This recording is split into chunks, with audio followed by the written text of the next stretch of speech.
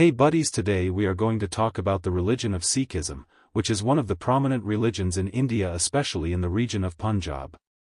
The religion of Sikhism was started by Guru Nanak, who was born in India in 1469, and began a moral and a spiritual renaissance of a populace steeped in ignorance and superstition. When Nanak was born in Tulwandi, the times were marked as religious bigotry, moral decay and political persecution.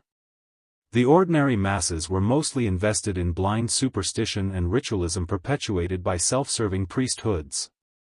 Nanak came as a hope for urgent moral and spiritual regeneration lay in the trend started by the Sufi movement in Islam and the Bhakti movement in Hinduism. Both were the mysticism passionately driven by desire to meet the love of the divine. Nanak brought an understanding purely of his own idea which would expand into a widespread religion.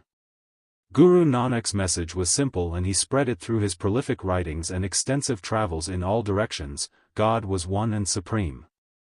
He was the all-pervading creator, fearless, timeless and self-existent, who could be realized only through his own grace, and all men are equal and discrimination on the basis of caste, creed and gender is to be considered wrong. According to Guru Nanak, this world is a reflection of divine purpose and man's duty is to improve the condition of his fellow beings through love and compassion, through right conduct.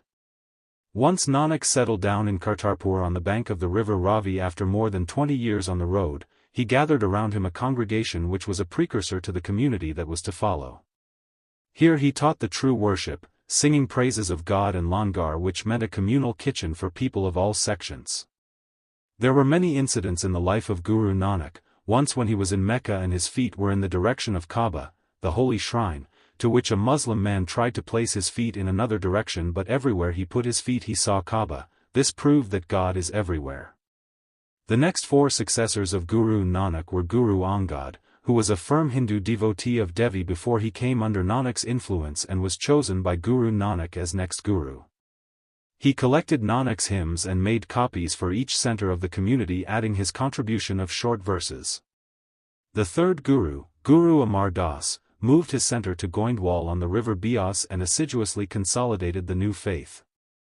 He made Langar as an integral part of Sikh temple, and even Emperor Akbar is said to have eaten from the communal kitchen. He wrote extensively 819 hymns in Guru Granth Sahib and compiled the writings of his predecessor, adding various well-known hymns of Bhaktas like Kabir and Namdev. The Guru's ship then moved on to Ram Das. His devoted disciple and son-in-law was chosen to build a town by the expanse of water between Ravi and the Beas river. This town was known as Ramdaspur, which later became Amritsar. The expanse of water would house the Harmandir Sahib, Golden Temple. The Sikhs encouraged the contribution in making the city of Amritsar grow. Guru Ram Das nominated his youngest son Arjan Mal as his successor. Guru Arjan completed the Harmandir Sahib, asking Main Mir, a Muslim Sufi saint, to lay the foundation stone. The simple modest temple, as it then had none of the trappings of extravagance usually associated with such buildings, but was later destroyed by Ahmed Shah Abdali during his invasion in India and was later rebuilt by Maharaja Ranjit Singh. During Guru Arjan's time, Amritsar became a spiritual center and source of inspiration for the Sikhs. During Guru Arjan's time, on August 16, 1604, Adi Granth, a sacred text, was installed in the Harmandir by Buddha as the first grantee or reader. Emperor Akbar had a friendly relationship with Sikhs, but after Akbar, Emperor Jahangir was jealous of Guru's popularity and ordered to arrest him with his family and severely tortured him and made him sit on a hot plate while sand was poured on him. Ultimately, Guru achieved martyrdom, and his successor was his 11-year-old son Hargobind, who when knew his father's martyrdom started a new tradition in the faith, the demonstration of one's convictions through ultimate sacrifice.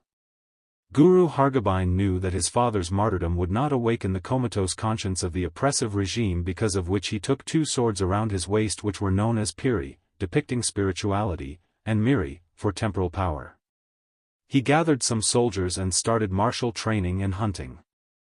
The fledgling army clashed with the Mughals on various occasions and emerged victorious.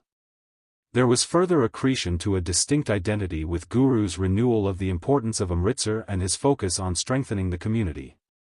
Hargobind retreated to settle in Kiratpur in the Siwalik and chose his grandson Har Rai as the next Guru.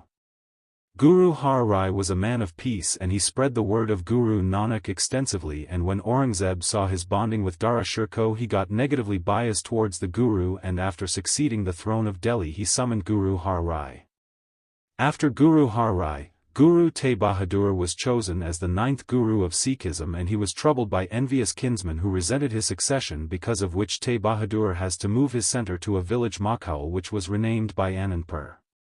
Mughal suppression was increasing substantially, especially on non-Muslims of Kashmir and Kashmiri Pundits. Some Kashmiri Pundits came to Guru Tegh Bahadur to request him to their community, to which Tegh Bahadur stated if the emperor will convert him into Islam then the Pundits will follow him. Guru Tegh Bahadur was brought into the Mughal court and was asked to perform a miracle or convert into Islam, to which the Guru denied and was beheaded in the market square of Chandni Chowk. Guru Tegh Bahadur demonstrated that the human soul could not be caged and that bravery was not only that of a sword but truly courageous and has no fear of death. After Guru Tegh Bahadur, his successor was Guru Gobind Singh, who established the modern standards for Sikhism and was the last Guru of Sikhism. Guru Gobind Singh was mastered in martial exercises and sports and had amazing talents in literary, poetry and spiritual acquisitions. These talents were seen in his different texts like Yap Sahib, Sudha Sahib, Akal Ustat and many others including Zafarnama.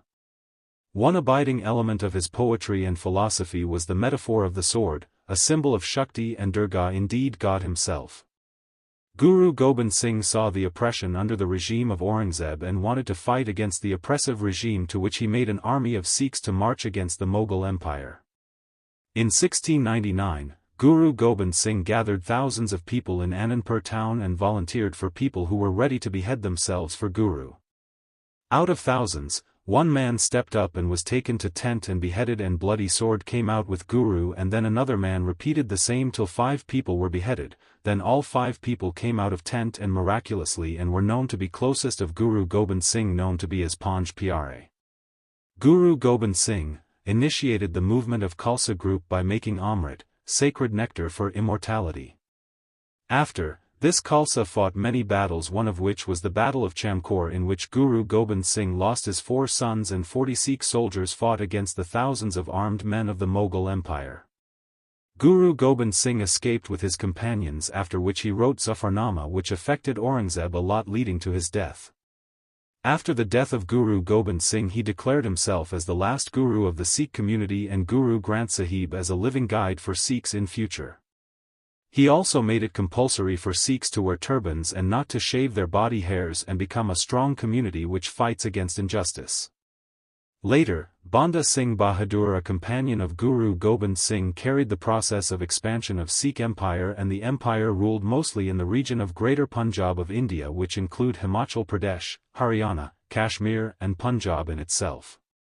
Sikhism is a religion of peace which tells us to fight against injustice and also to leave the 5 major sins of anger, lust, greed, pride and attachment, and attain moksha through community service and welfare of all.